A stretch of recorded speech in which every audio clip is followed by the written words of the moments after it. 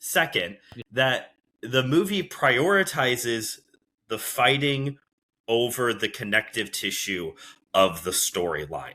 And you said this, and I will double down on this because that's, I've got the martial art movie show here. If you had a problem with that in this movie, please don't watch literally any actual kung fu movie from the 70s or 80s, because it is very much fights first, storyline second. You watch these old kung fu movies at the time, and now as a fan 50 years removed, you watch them for the fights. And if you're watching a Mortal Kombat movie, I sure hope you're watching it for the fights. You know what I mean? Like, that's not an argument either. Of like, I mean, it could be a preference. Fine, it could be a preference. You now know not to go watch most kung fu movies made in the 70s, because movies like Enter the Dragon or Fist of Fury, they're not the norm. A whole complete film that has great story and great fight scenes, not the norm. No. That there's a reason why, many reasons why, those two, for an example, stand out as two of the greatest kung fu movies ever made, because it's more balanced versus what a lot of them are. Fighting first, connective story tissue second. And so know what you're watching. Basically, I think that's the ultimate punchline with Mortal Kombat Annihilation. Know what you're watching. Know what you're getting yourself into.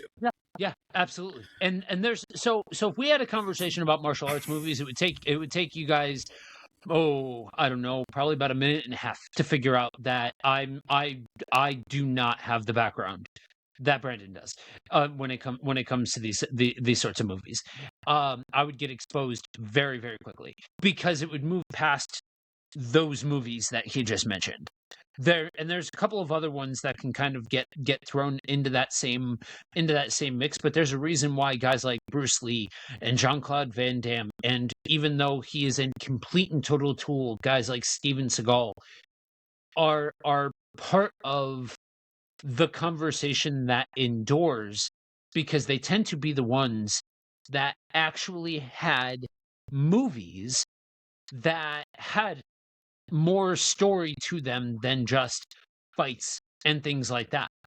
And outside of that, it is just, it's fights. It's just cornball nonsense that is the bulk of what you see on the screen. And that's where I'm like, okay, so we grew up, and again, I think you missed something with this movie if you didn't grow up in the era of Mortal Kombat when this was coming out, because you were not going to the video games either for storytelling.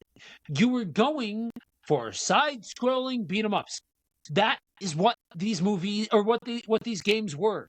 And so to see all of these characters against each other, to see Jax versus Motaro, to see Kitana versus Sindel, to see Liu Kang versus Shao Kahn, to see Sonya versus Cyrax, like that's the draw of the movie in an actual Cyrax getup. To see to see Scorpion versus Sub-Zero, like, yeah, that is exactly the draw of this movie. And if you stop trying to watch it to be like, I'm gonna rank this on my Letterboxd account, piss off.